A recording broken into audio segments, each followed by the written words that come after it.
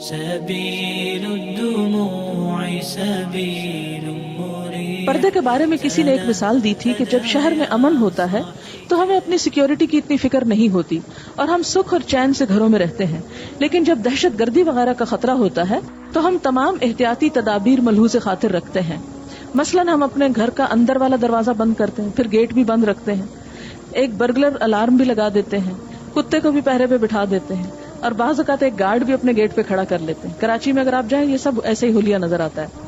پردے کی مثال بھی اسی طرح ہے کہ آج کا معاشرہ نہایت فتنہ و فساد والا معاشرہ ہے. ہم عورتوں کو اپنی حفاظت کے لیے اپنے اوپر پہرا بٹھانا ہے. اللہ نے ہمیں پردے کی صورت میں بہترین پہرا یا حفاظتی چادر عطا کی، لیکن آج اس معاشرے میں پردے کی اہمیت پہلے سے بھی زیادہ ہے. حجاب اوڑھ کر سب کی نظروں سے اوجھل ہونے کا احساس بہت عمدہ ہوتا ہے. میں جب سردیوں میں کالج جاتی تو حجاب کے ساتھ گلوز بھی پہنتی، اس میں پوری طرح کور ہو جاتی. اس احساس سے بہت لطف آتا.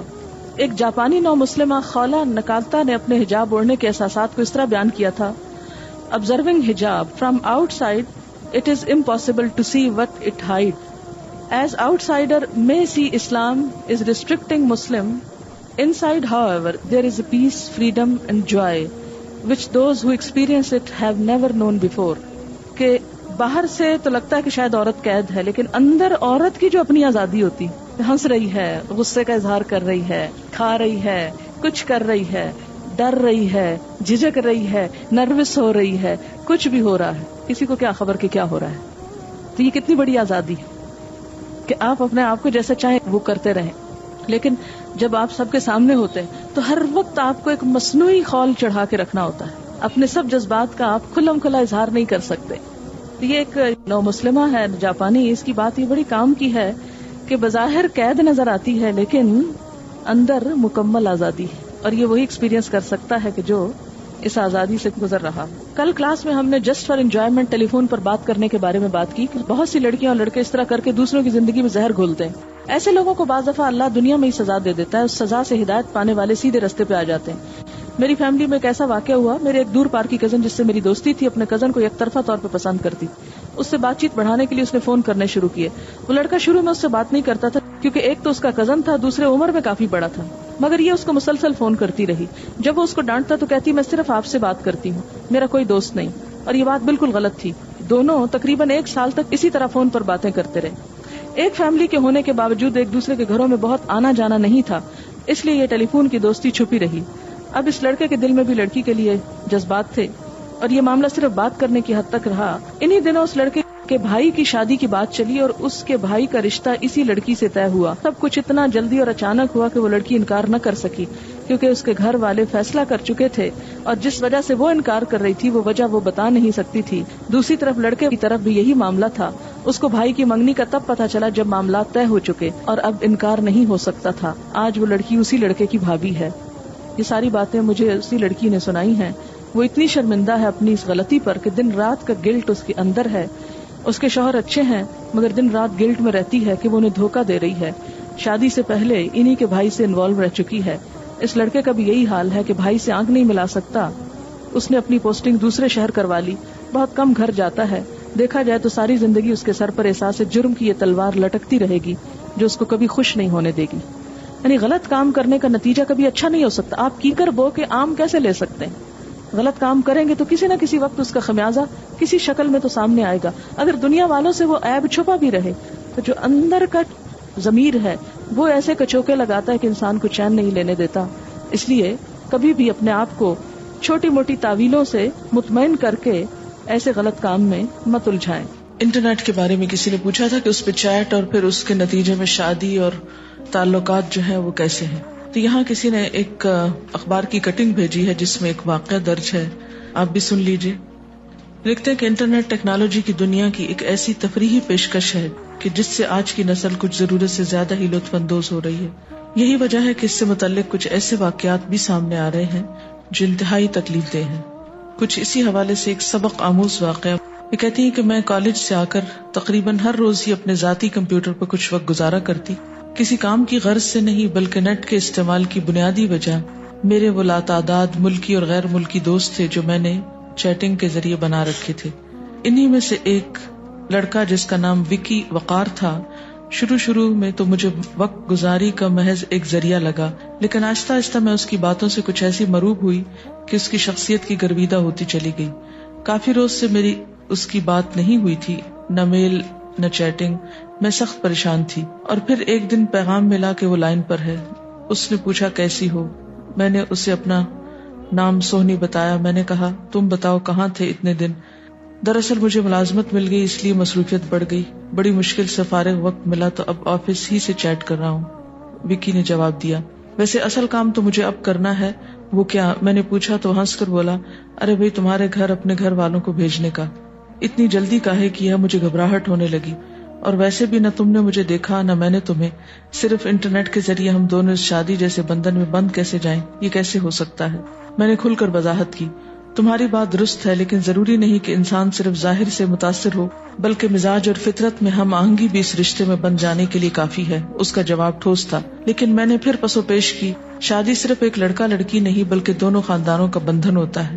کیا معلوم جب ہم ملیں تو کچھ ایسے اختلافات پیدا ہو جائیں کہ جن کے پیش نظر ہمیں پیچھے ہٹنا پڑ جائے۔ تم نے بالکل ٹھیک کہا، اسی لیے میں تمہارے اور اپنے گھر والوں کے مابین صرف ذہنی ہم آہنگی جانچنے کے لیے رشتہ بھیج رہا ہوں۔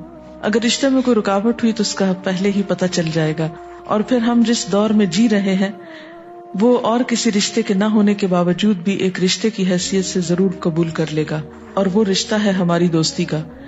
اس نے مجھے قائل کرنے کے لیے تفصیلی جواب دیا، چلو یوں ہی صحیح، لیکن میں کل تک کی مہلت چاہتی ہوں، کیونکہ میں جذبات کو بالائے طاق رکھتے ہوئے ذاتی طور پر کسی سے مشورہ کرنا چاہتی ہوں۔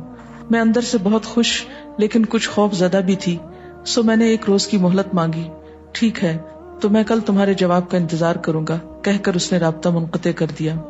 میرا بھائی حبیب کافی روز سے کسی لڑکی سے چیٹنگ کر رہا تھا جس کا وہ تھوڑا بہت تذکرہ بھی کیا کرتا تھا، لیکن میں نے کچھ خاص دلچسپی نہیں لی تھی، مگر آج مجھے دیکھتے ہی وہ چلا اٹھا، تانیہ آج آخر میں نے اس سے بات کر ہی ڈالی، جانتی ہو وہ بھی تقریباً راضی ہی ہے، بس ذرا سی مہلت چاہتی ہے، شاید اپنے والدین کو میرے متعلق راضی کرنے کی کوشش کر رہی ہو۔ ہیں بھیا ویسے وہ دیکھنے میں کیسی ہے؟ میں نے دلچسپی سے پوچھا۔ پتہ نہیں، لیکن مجھے یقین ہے کہ وہ بالکل میرے خوابوں کی رانی کی طرح ہی ہوگی۔ بھیا چہرہ تو نہیں دیکھا، لیکن اس کا اصلی نام بھی جانتے ہیں یا؟ میں نے پوچھا۔ اس کا نام سونی ہے، اور خدا کرے وہ بالکل اپنے نام کی طرح ہی سونی ہو۔ اور جانتی ہو وہ کتنی سمجھدار لڑکی ہے، بالکل جذباتی نہیں، کہتی ہے کہ میں ذاتی طور پر کسی سے مشورہ کر کے ہی کوئی قدم اٹھاؤں گی۔ بھیا تو جانے کیا کیا بولتے رہے، لیکن میرے لیے وہ الفاظ جلتی ہوئی چنگاریوں کے سوا کچھ نہ تھے۔ پتھر کی مورت بنی میں اپنے بھائی کو مسرت سے جھومتی دیکھتی رہی، مجھے تو خود بھی شرم آ رہی تھی، خدایا یہ کیا ہو گیا، اور پھر میں نے اس منحوس نیٹ سے ہمیشہ ہمیشہ کے لیے رابطہ ختم کر دیا۔ سمجھ میں آ گیا واقعہ؟ جس سے چیٹ کر رہے ہیں آپ کو کیا معلوم وہ مسلمان بھی ہے یا نہیں، آپ کے رشتے کے قابل بھی ہے نہیں، یا وہ پہلے سے ہی شادی شدہ ہے، یا بچوں کا باپ ہے، یا کوئی ایسا شخص ہے کہ جس کے اخلاق اور کردار کے بارے میں آپ کچھ بھی نہیں جانتے۔ ٹیلی فون پر ایٹ لیسٹ آواز سننے سے کسی کی عمر اور کسی اور چیز کا پتہ چل جاتا ہے، مگر نیٹ پہ تو کچھ بھی کسی کا نہیں جانا جا سکتا، اور یہ بھی ہو سکتا ہے کہ کوئی لڑکی لڑکا بن کر بات چیت کر رہی ہو۔ تو اس قسم کی چیزیں جو ہیں بسا اوقات مشکلات پیدا کرتی ہیں، اور یہ مشکلات نہ بھی پیدا ہوں تو بات یہ ہے کہ وقت کا کتنا ضیاع ہے۔ صرف چیٹ اور گپ شپ اور وقت گزارنا، یہ سب چیزیں کسی بامقصد انسان کی زندگی میں تو نہیں ہو سکتی۔ یہ انہی لوگوں کا کام ہو سکتا ہے جن کے پاس کوئی مقصد نہ ہو زندگی میں، جن کی زندگی کا ایک ایک لمحہ قیمتی ہو، وہ ایسے کام نہیں کر سکتے۔ کل پر ایک سوال ہے کہ آپ نے کل بتایا تھا کہ ایک عورت کا عورت سے جسم ملانا منع ہے، تو اس کی حد کیا ہے؟ گلے ملنے کا طریقہ کیا ہونا چاہیے؟ یعنی خواتین جب آپس میں گلے ملیں تو اس میں کیا لمٹس ہونی چاہیے؟ اس کے بارے میں کچھ احادیث میں آپ کے سامنے رکھتی ہوں۔ گلا ملنے کے بارے میں جو عربی میں لفظ استعمال ہوتا ہے یا اردو میں بھی وہ استعمال ہوتا ہے عربی سے، وہ ہے معانقہ۔ ایک لفظ ہوتا ہے معانقہ اور ایک ہے مصافحہ۔ باب کون سا ہے؟ اس کی خصوصیت کیا ہے؟ اشتراک، دو لوگوں کا باہم اشتراک۔ معانقہ کا لفظ عنق سے ہے، عین نون قاف عنق، عنق گردن کو کہتے ہیں، اور مصافحہ کا لفظ صفح سے ہے، صاد فے ہے، صفح کہتے ہیں ہتھیلی کو۔ مصافحہ ہوتا ہے ہاتھ ملانا، ہینڈ شیک، ہاتھ سے ہاتھ ملانا، دو ہاتھوں کا باہم ملنا۔ اور معانقہ کا لفظی معنی کیا ہے؟ دو گردنوں کا ساتھ ملنا۔ تو اگر آپ لفظ پر غور کریں تو یہ لفظ خود ہی حقیقت کو واضح کر دیتا ہے کہ اصل سچویشن کیا ہونی چاہیے. یعنی ایک دوسرے کے گلے ملنا، جس کو ہم اردو میں کہتے ہیں نا گلے ملنا. تو گلا اردو میں گلا بولتے ہیں، اور گلے کا اطلاق گلا کہاں تک ہوتا ہے جی. اور عنق اور گلا ایک ہی پورشن کا نام ہے. اردو میں ہم گلا سامنے والے اس حصے کو گلا کہتے ہیں اور عربی میں عنق کہتے ہیں. تو معانقہ یعنی گلے ملنا. اسی طرح بعض اوقات کسی کو گلے ملتے ہوئے، جیسے عربوں میں رواج کس بھی کرتے ہیں، ہاتھ ملایا جاتا ہے. نہیں، گریٹ کرنے کا طریقہ کیا؟ ہاتھ ملایا جاتا ہے، گلے ملایا جاتا ہے، کس کیا جاتا ہے. یہ 3 چیزیں ہوتی ہیں جو مرد اور عورت کے درمیان تو ان اینی کیس منع ہے، لیکن عورت اور عورت کے درمیان جائز ہے کچھ لمٹس کے ساتھ. مرد اور مرد کے درمیان جائز ہے کچھ لمٹس کے ساتھ. اور مصافحہ جو ہے وہ عورت اور مرد کے درمیان نامحرم میں تو نہیں ہو سکتا، محرم میں ہو سکتا ہے. مثلا باپ ہے، بھائی ہے، بیٹا ہے، بھانجا ہے، بھتیجا ہے، لیکن دوسروں کے ساتھ نہیں. تو اس میں ہم دیکھتے ہیں مصافحہ کے بارے میں حضرت قتادہ سے روایت ہے کہ میں نے کہا کہ کیا رسول اللہ صلی اللہ علیہ وسلم کے صحابہ مصافحہ کرتے تھے؟ تو انہوں نے کہا ہاں. اس کو بخاری نے روایت کیا ہے، بلکہ اس کی بہت فضیلت بھی آتی ہے. ہریرہ کہتے ہیں کہ رسول اللہ صلی اللہ علیہ وسلم نے حضرت حسن بن علی کا بوسہ لیا، یعنی ان کو کس کیا. آپ کے پاس اقرا بن حابس تھے. اقرا ایک شخص کا نام ہے. اس نے کہا میرے 10 بیٹے ہیں، میں نے کبھی کسی کو کس نہیں کیا. نبی صلی اللہ علیہ وسلم نے اس کی طرف دیکھا اور فرمایا جو شخص رحم نہیں کرتا اس پر رحم نہیں کیا جاتا. تو اس سے کیا پتہ چلتا ہے کہ بچوں کو خاص طور پر چومنا اور محبت سے ان کے ساتھ پیش آنا اور ان کا خیال رکھنا جو ہے یہ بھی دین کا ایک حصہ ہے. برا بن عازب سے روایت ہے کہ رسول اللہ صلی اللہ علیہ وسلم نے فرمایا 2 مسلمان جس وقت آپس میں ملتے ہیں اور مصافحہ کرتے ہیں تو الگ ہونے سے پہلے ان کو بخش دیا جاتا ہے. یعنی ہاتھ میں ہاتھ لینا سلام کے لیے، یا ویسے بھی اگر کسی کے ہاتھ میں ہاتھ پکڑ کر انسان بیٹھتا ہے تو اس میں کوئی حرج نہیں ہے، اس میں کوئی ممانعت نہیں ہے. ابو داؤد کی ایک روایت میں ہے جس وقت 2 مسلمان باہم ملے اور مصافحہ کریں، اللہ کی حمد کریں اور اس سے بخشش چاہیں تو ان کو بخش دیا جاتا ہے. حضرت انس سے روایت ہے کہا کہ ایک آدمی نے کہ اے اللہ کے رسول صلی اللہ علیہ وسلم، ہم میں ایک شخص اپنے بھائی یا اپنے دوست کو ملتا ہے، کیا اس کے لیے جھکے؟ آپ نے فرمایا نہیں.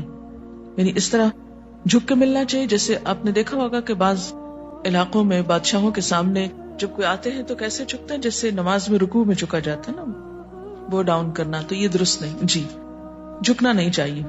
یعنی اگر سلام لینے کے لیے جھک رہے ہیں تو اور بات ہے، لیکن بطور خاص جھک کر ملنا تو وہ سنت نہیں ہے.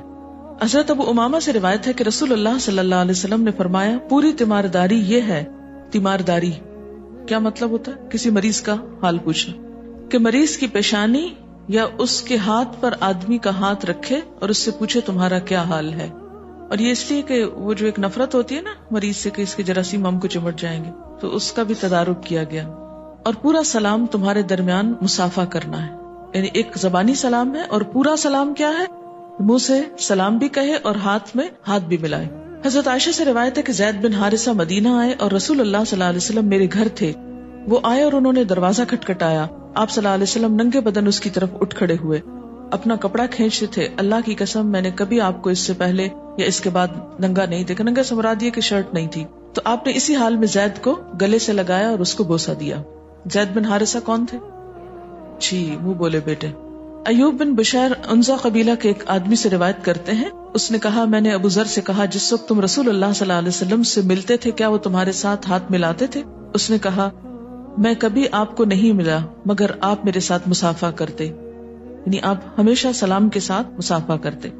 ایک دن آپ نے میری طرف پیغام بھیجا، میں اپنے گھر میں موجود نہ تھا. جب میں آیا مجھے خبر دی گئی، میں آپ کے پاس آیا، آپ تخت پر بیٹھے تھے، آپ نے مجھے گلے لگایا. یہ بہت بہتر ہوا اور بہت بہتر اور بہتر. یعنی گلے لگانے میں حرج نہیں. اور گلے لگانے سے مراد کیا؟ معانقہ. پھر اسی طرح شابی سے روایت ہے کہ نبی صلی اللہ علیہ وسلم جعفر بن ابی طالب کو گلے سے ملے اور اس کی آنکھوں کے درمیان بوسہ دے. یہاں کس کیا. پھر اسی طرح جعفر بن ابی طالب حبشہ سے واپس لوٹنے کے قصہ میں بیان کرتے ہیں کہ ہم نکلے یہاں تک کہ ہم مدینہ آئے. نبی صلی اللہ علیہ وسلم مجھ سے ملے، گلے لگایا، پھر فرمایا میں نہیں جانتا مجھے خیبر کے فتح ہونے کی زیادہ خوشی ہے یا جعفر کے آنے کی. اور خیبر کی فتح کے وقت حضرت جعفر آئے تھے. یعنی 2 خوشیاں اکٹھی ملی تھیں آپ کو، اس لیے خاص طور پر اس خوشی کا اظہار کیا. یعنی یہ روزمرہ کا معمول، یہ روٹین میں ایسی نہیں چیز، لیکن بہت ہی خوشی کے موقع پر جبکہ خیبر فتح ہوا اور اس کے ساتھ حضرت جعفر آئے. جعفر کہاں تھے؟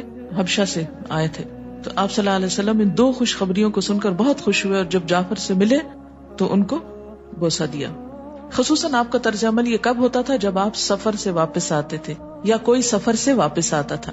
اس سے کیا پتہ چلتا ہے کہ عام طور پر مجلس میں آ کر سلام کرنا چاہیے اور سب کو ڈسٹرب نہیں کرنا چاہیے ہاتھ ملا کر.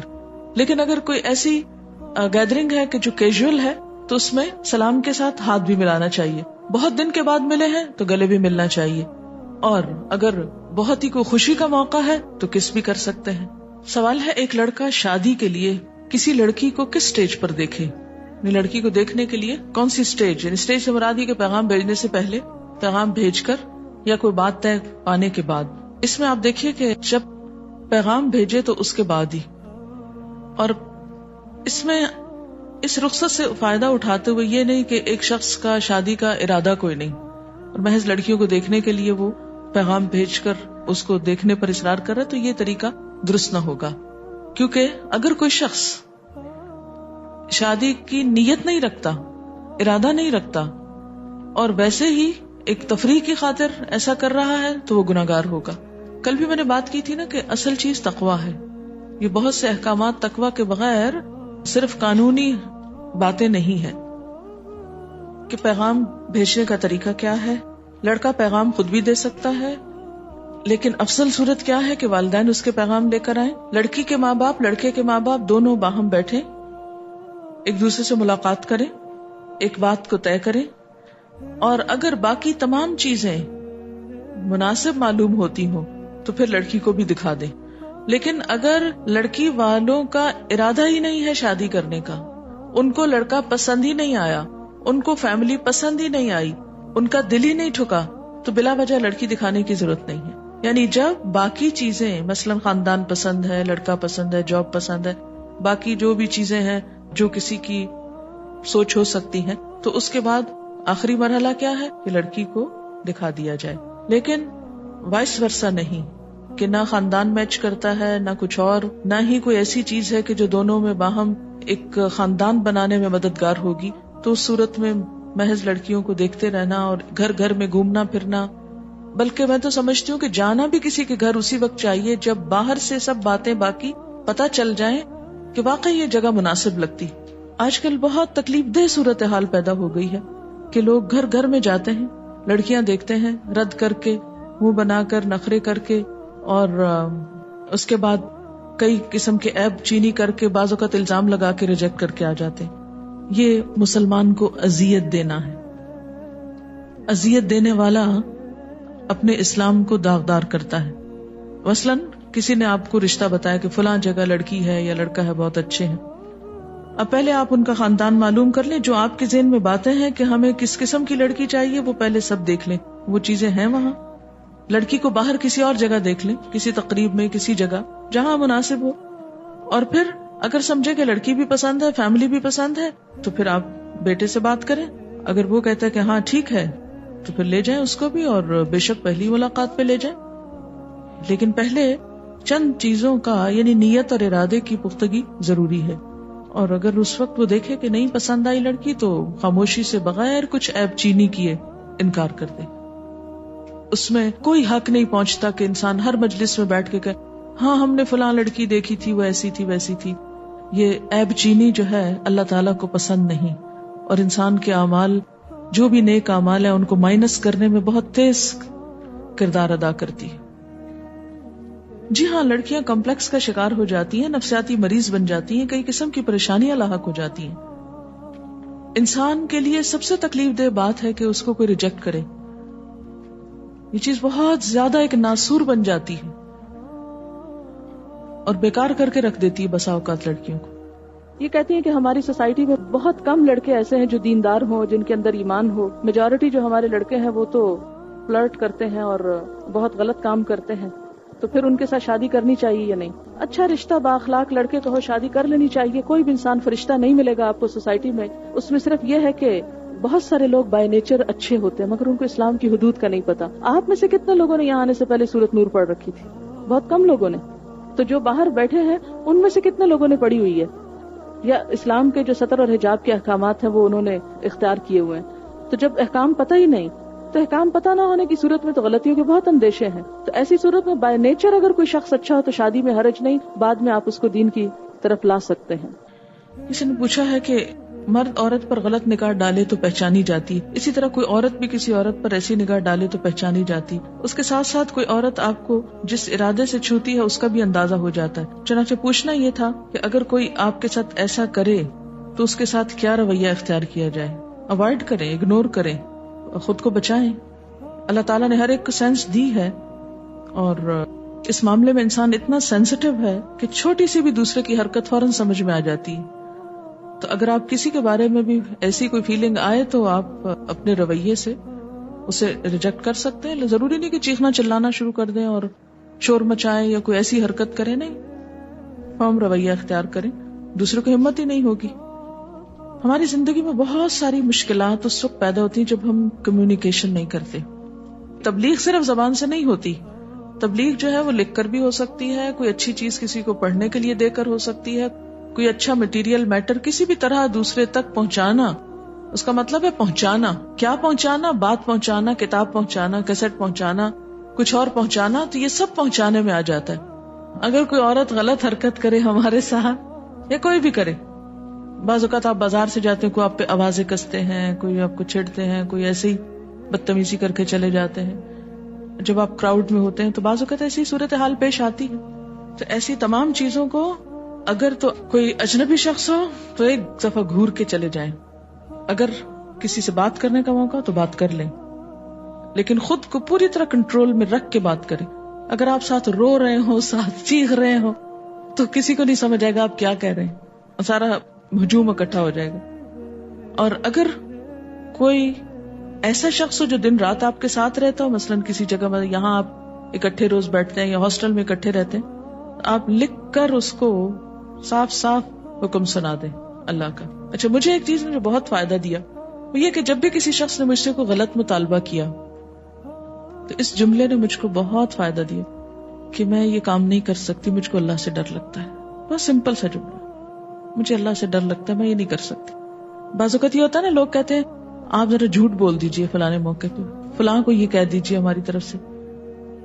بعض ایسی پالیٹکس چلتی ہے نا, بعض اوقات فیملیز میں ہوتی ہے, بعض اوقات کسی اور چیز میں ہوتی ہے. نہیں تم فلاں کو ٹال دینا. لوگ صاف تو نہیں کہتے جھوٹ بول دینا, ان کا مطلب کیا ہوتا ہے کہ غلط بیانی کر دینا. لیکن جو کام آپ نہیں کر سکتے آپ وعدہ بھی نہ کریں, آپ کہ نہیں مجھ کو تو اللہ سے ڈر لگتا ہے, یہ میں نہیں کر سکتی. انتہائی بے وقوفی کے انداز سے بے شک کہہ دیں, کیا فرق پڑتا ہے, ایک گناہ سے تو بچ جائیں گے. زیادہ کوئی کہے گا بے وقوف تو ہاں ٹھیک ہے ہم ہیں, کیا ہو جائے گا. اچھا ہے وہ ہم کو بے وقوف سمجھے تو آئندہ ایسی ہوشیاریاں ہم سے نہ کروائے, تو گناہ سے تو بچیں گے. یہ کسی نے ایک اور کمنٹ بھیجا ہے رشتہ داروں کے گھر میں بچوں کو رہنے کی اجازت کے بارے میں. یہ کہتی ہے میں اپنا پرسنل تجربہ بتاتی ہوں کہ مائیں اس سے سبق سیکھیں. میں کلاس 9 میں تھی, ہماری فیملی میں کوئی ڈیتھ ہو گئی, گھر کے سب لوگوں کو جانا پڑا. میری کزنز نے کہا کہ تم رات ہمارے گھر رہو. میں ضد کر کے ماموں کے گھر رہنے چلی گئی. اب چونکہ کوئی بڑا نہ تھا, سب لوگ تو ڈیتھ پہ گئے ہوئے تھے, لہٰذا پہلے تو میرا کزن فلمیں لے آیا. وہ دیکھنے کے بعد میری کزنز نے رانگ نمبر ملانے شروع کیے, کئی گھنٹے لوگوں کو تنگ کرتی رہی. اسی دوران کسی لڑکے کا نمبر مل گیا, انہوں نے رات 12 بجے سے بلایا کیونکہ اس وقت بھائی سو جاتا ہے کہ ہم نے آپ کو دیکھنا ہے. میں نے اپنی کزن کو بہت سمجھایا کہ یہ غلط بات ہے, ایسا نہیں کرنا چاہیے, مگر اس نے کچھ ایسی تعویلیں پیش کی کہ میرے پاس کوئی جواب نہ تھا. بہرحال رات کو 12 بجے میری کزن اٹھی, اس نے مجھے بھی جگایا. میں نے جانے سے انکار کیا تو اس نے کہا تم انٹرس پہ کھڑی ہونا, میں گیٹ پر جا کر جلدی سے دیکھ کر آ جاؤں. ایسا ہی ہوا. میں پورچ میں کھڑی تھی کہ پیچھے سے میرا کزن آ گیا. اسی وقت ایک گاڑی روڈ پر آ کر رکی. میری کزن نے انتہائی غصے سے اپنی بہن کو آواز دی. وہ نہ گھبرائی نہ جھجکی. بھائی نے زور کا تھپڑ مارا کہ اس وقت یہاں کیا کر رہی ہے, تو اس نے بہت چالاکی سے کہا اور میری طرف اشارہ کر کے کہا کہ اس نے کسی لڑکے کو بلایا ہوا تھا, اور مجھے کہا تم دیکھ کر آؤ. اب میں اتنے بڑے بہتان کے لیے تیار نہ تھی. بہرحال صبح گھر جا کر میں نے الف سے یہ تک ساری بات اپنی والدہ کو بتائی. انہوں نے کہا کہ بھائی اب آپ کو نہ بتانا بہت برا ہوگا وغیرہ وغیرہ. دوسری طرف خاندانی حسد کی وجہ سے ان رشتہ داروں نے میرے بارے میں مشہور کر دیا کہ یہ رات کو ہمارے گھر سے کسی لڑکے کے ساتھ بھاگنے لگی تھی اور میرے بیٹے نے اس کو بچایا. خیر 13 سال کی عمر میں میری اچھی خاصی بدنامی ہو گئی. ہم سب گھر والوں نے ایک ناکردہ گناہ کی سزا بھگتی. میری والدہ خاموش رہی، انہوں نے کسی کے آگے کوئی وضاحت پیش نہیں کی، صرف یہ کہتی کہ سب اللہ جانتا ہے، اللہ ہی بدلہ لے گا. اور واقعی ایسا ہوا کہ 3 سال بعد ان لوگوں پر ایک ایسی مشکل آئی کہ جس میں ان کی بدنامی ہم سے زیادہ ہوئی. یہ لکھتی ہے کہ میں نے 3-4 واقعات ایسے دیکھے ہیں جن میں بہنوئی نے اپنی سالی کے ساتھ غلط تعلقات استوار کیے. سب سے عبرتناک کہانی آپ کو بتاتی ہوں. میرے دوست کے چچا کی بیٹی کے ساتھ ایسے ہوا. اس کے چچا کی 3 بیٹیاں ہیں، بڑی بہن کے 4 بچے ہیں اور درمیان والی کی منگنی ہوئی ہے. بہنوئی نے پہلے درمیان والی کو جال میں پھانسنے کی کوشش کی، لیکن اس نے اپنے منگیتر کو بتا دیا. بات ختم ہو گئی کیونکہ منگیتر نے اس کے بہنوئی کو دھمکیاں دی. اب بہنوئی نے چھوٹی سالی کو اپنے جال میں پھنسانے کی کوشش کی. وہ 9th میں تھی. شروع میں سے روز اسکول لانا لے جانا، واپسی پہ آئس کریم کھلانا، اس کے برتھ ڈے یاد رکھنا، ہر سیزن کے لیے سوٹ لانا. اس طرح اس شخص نے اس بچی کو پوری طرح اپنے جال میں پھنسا لیا. اس کی بیوی چونکہ بچوں کے ساتھ مصروف رہتی اور ادھر اس کی ماں کے ذہن میں تھا کہ یہ چھوٹی ہے، وہ لڑکی اپنی بہن کے گھر بہت زیادہ وقت گزارنے لگی. بہنوئی نے اس سے جسمانی تعلق بھی قائم کر لیا. 2-3 سالوں میں بے حیائی کی یہ انتہا کہ وہ کھلے عام اپنی بیوی کے سامنے اس کی بہن کو لے کر بیڈ روم میں چلا جاتا. اس لڑکی کی عمر 17 سال ہے. اب تک وہ لڑکی 3 ابارشن کرا چکی ہے. نازک اور معصوم سی لڑکی اب دیکھنے میں پوری عورت لگتی ہے. ماں کو سب پتا ہے، مگر قسمت کا پھیر کے اپنی بڑی بیٹی کی دشمن ہو گئی. اپنے داماد کو کہتی ہے کہ تم بڑی کو طلاق دے کر چھوٹی سے شادی کر لو، لیکن وہ کہتا ہے کہ میرے بچے ہیں، میں ان کو نہیں چھوڑ سکتا. اور اسلام کے باقی احکامات چھوڑ کر ایک ایکسکیوز اپنے لیے ڈھونڈا ہوا ہے کہ اسلام کو 2 بہنوں کو ایک گھر میں شادی کی اجازت نہیں. میں نے یہ باتیں اس لیے ذرا کھلے الفاظ میں لکھی ہیں کیونکہ زیادہ تر لڑکیاں بہنوئی کو بھائی بھائی کہہ کر بہت فری ہوتی ہیں. بات پہلے گھٹیا مذاق سے شروع ہوتی ہے، پھر تحفے تحائف مختلف طریقوں سے ٹچ کرنا، جیسے سر پہ تھپڑ لگانا، چٹیا کھینچنا وغیرہ. اگر ان باتوں پہ روکا ٹوکا نہ جائے تو بات بہت آگے تک چلی جاتی ہے. اس لیے اللہ نے جو حدود ایک عورت کو اس کی عزت و عصمت کی حفاظت کے لیے بتائی ہیں، جو بھی عورت ان حدود کو توڑتی ہے وہ خود نقصان اٹھاتی ہے. اگر بچیاں نہ سمجھ ہوں تو بڑی بہنوں اور ماؤں کو دھیان رکھنا چاہیے. تو یہ ایک حقیقت ہے کہ ینگ بچوں کو بالکل on their own all alone نہیں چھوڑنا چاہیے جب تک ان کے درمیان کوئی سمجھدار خاتون جو ریلائبل ہوں، قابل اعتماد ہوں، وہ موجود نہ ہوں. کیونکہ بسا اوقات شیطان ایسی چیزیں سجھاتا ہے جس میں کھیلی کھیل میں، تماشے میں، جسٹ فار انجوائمنٹ کرتے کرتے بڑی مشکلات میں انسان پھنس جاتا ہے.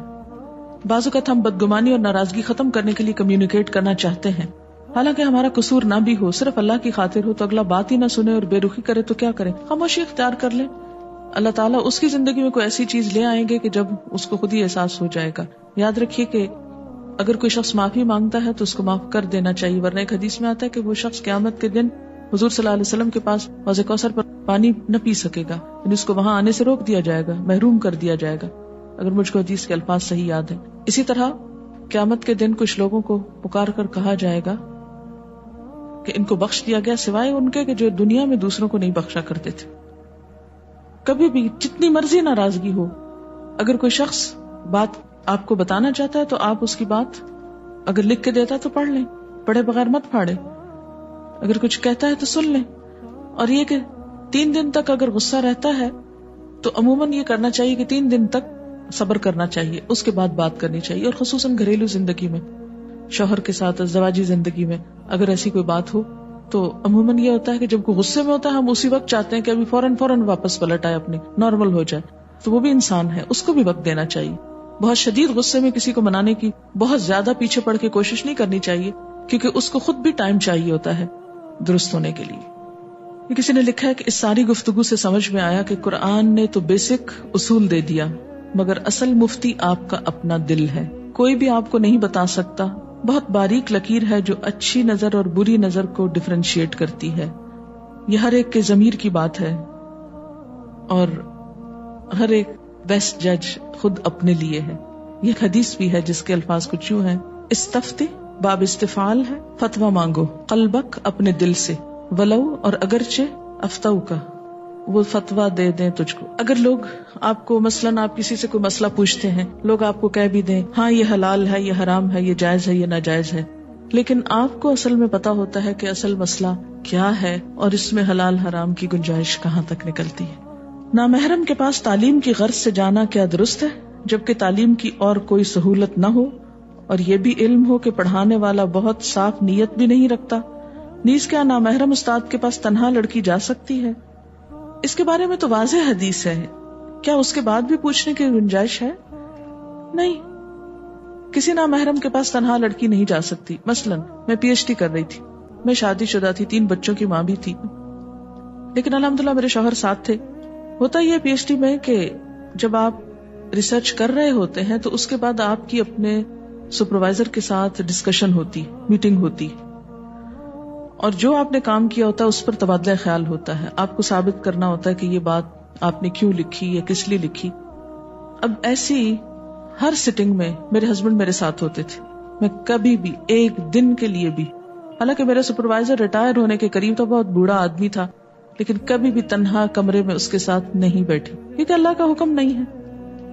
خواہ وہ کتنا ہی بوڑھا انسان ہو, کتنا ہی شریف ہو, نیک ہو, اور میں خواہ شادی شدہ ہوں, برقعے میں ہوں, سب کچھ ہوں, لیکن جب اللہ نے ایک حد قائم کر دی تو ہم اس حد کو کیوں توڑیں؟ ہمیں نہیں توڑنا. اگر آپ کہیں گے جی آپ تو لکی ہیں, آپ کے ہسبینڈ ساتھ تھے, تو پھر ہم کیا کریں؟ تو آپ اپنے ساتھ اپنے کسی دوست کو, کسی بھائی کو, کسی نہ کسی کو تو ساتھ ہونا چاہیے کہ جس وقت آپ اللہ کی حدود کو قائم رکھتے ہوئے اپنا مقصد پورا کریں. تو کوئی بھی ایسی جگہ, کوئی بھی خواہ استاد ہی کیوں نہ ہو, آپ مت بیٹھیں تنہا, کیونکہ اللہ کا حکم یہی ہے. تو جو انسان اللہ کے حکم کی پیروی کرتا ہے وہ خود اپنے آپ کو بہت ساری مشکلات سے بچا لیتا ہے. آپ اللہ کی حد توڑیں پھر خود ٹوٹیں. آج کل ایک جملہ, اتنے ایکسٹریمسٹ مت بنو, بہت سنا جاتا ہے. دیکھنے میں آیا کہ ہر شخص اپنے لحاظ سے ایکسٹریم کا مطلب کچھ سے کچھ سمجھتا ہے. جو دین سے تھوڑے دور ہیں اور جو دین سے بہت دور ہیں, ہر کوئی اس لفظ کا استعمال کرتا ہے. میری ایک جاننے والی جو بہت دنیا میں انوالو ہے, وہ ذرا سی بھی دین کی بات کوئی کرے تو اس پر وہ یہی کہتی ہیں کہ یہ ایکسٹریمزم ہے. کچھ لوگ تو نمازوں کی پابندی کو بھی ایکسٹریم کہتے ہیں. اچھا, یہ جو فنڈامنٹلزم کا لفظ ہے, فنڈامنٹلسٹ, اگر اس کو انالائز کریں, آپ اس پر غور کریں تو فنڈامنٹلز کیا ہیں اسلام کی؟ اسلام کے فنڈامنٹلز کیا ہیں؟ 5 پلرز آف اسلام, اس میں کیا آتا ہے؟ کلمہ شہادت, اللہ اور اس کے رسول کو ماننا, پہلی چیز تو یہی آ جاتی. اس کے ماننے میں کیا برائی ہے؟ کیا کسی کو حق نہیں کہ وہ اپنے پیدا کرنے والے کو مانے, اپنے محسن کو مانے؟ نماز پڑھنا, نماز پڑھنا کیا ہے؟ دن میں 5 مرتبہ ہاتھ منہ دھو کر کچھ ذکر کرنا, کچھ دعائیں مانگنا, اس میں کیا برائی ہے؟ کوئی برائی ہے اس میں؟ اپنے جسم کو صاف کرنے میں کیا برائی ہے؟ اور اللہ کا ذکر کرنے میں, جس نے ہم پر بے شمار احسان کیا, اس کو یاد کرنے میں کیا کوئی برائی ہے؟ کسی کا کیا نقصان ہے؟ اور کیا ہے زکوٰۃ, کسی غریب کی مدد کرنا, اپنے مال میں دوسروں کو شریک کرنا, اس میں کیا برائی ہے؟ پھر اسی طرح روزہ ہے, آپ ڈائٹنگ کر کے برے نہیں. آپ نے سنا ہوگا کہ ہالی ووڈ کی فلم سٹارز کیسی کیسی ڈائٹنگ کرتی ہیں, وہ فنڈامنٹلسٹ نہیں. لیکن اگر آپ اعتدال کے ساتھ روزہ رکھتے ہیں, کھاتے بھی ہیں اور افطار بھی کرتے ہیں, تو اس میں کیا برائی ہے؟ پھر حج کرنا, اگر کوئی کہے کہ فلاں شخص نے ورلڈ ٹور کیا ہے تو ہم امپریس ہو جاتے ہیں. اگر کوئی شخص اللہ کے گھر تک ہو کر آ گیا ہے, اس میں کیا برائی ہے؟ یہی تو فنڈامنٹلز ہیں. اچھا, پھر زیادہ سے زیادہ اس میں جو جہاد کا فیکٹر ہے اس کو ایکسٹریم کہتے ہیں یا اس پر بہت کریٹیسائز کرتے ہیں. تو آپ دیکھیے کہ جہاں مسلمانوں کے ساتھ دنیا میں ظلم و ستم ہو رہا ہے, اگر وہ اپنی نجات کے لیے, اپنے دفاع کے لیے اسلحہ اٹھاتے ہیں تو اس میں کیا برائی ہے؟ کیا صرف یعنی ان کو مارتے چلے جانا, ان پہ ظلم و ستم کرنا, جیسے کہ آج کل فلسطین میں آپ دیکھ رہے ہیں, مختلف علاقوں میں, اس میں تو کوئی برائی نہیں. لیکن اگر وہ اپنا دفاع کریں یہ بہت بڑی برائی ہے. کبھی سوچا جائے کتنی حیرت کی بات ہے نا.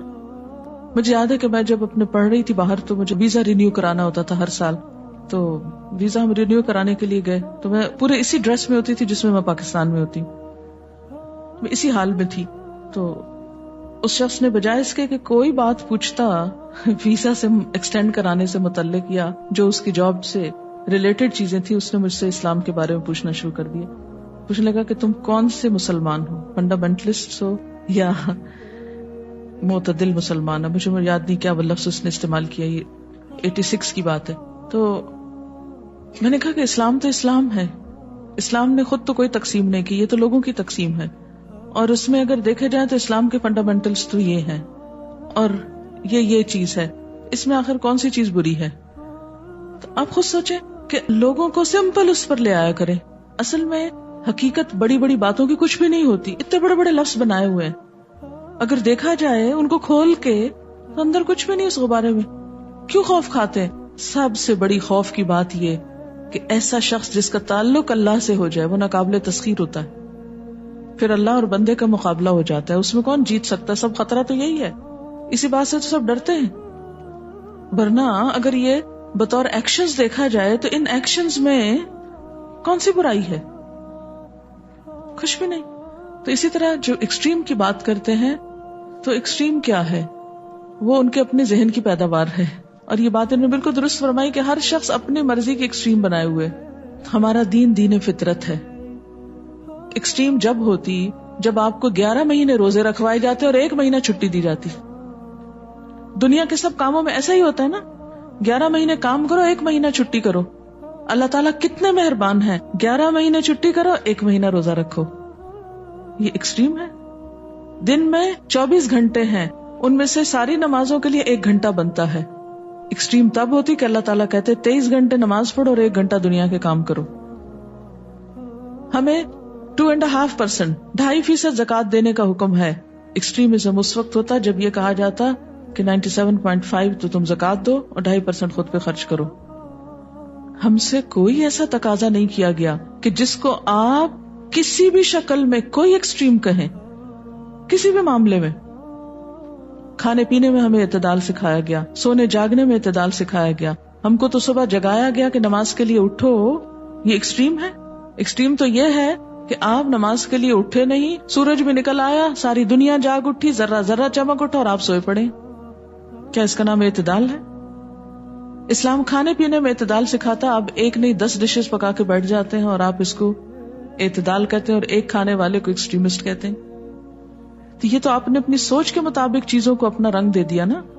ہر وہ حکم جو اللہ کا ہے اور ہم پر اس کی پابندی لازم کی گئی، اس میں کچھ بھی ایکسٹریم نہیں ہے، وہ سب ہمارے فائدے کا ہے. لہذا آپ اس کو نہ دیکھیں کہ لوگ ایکسٹریم کس کو کہتے ہیں اور کس کو نہیں، یہ دیکھیں کہ اللہ تعالیٰ کا حکم کیا ہے. سبیل الدموع سبیل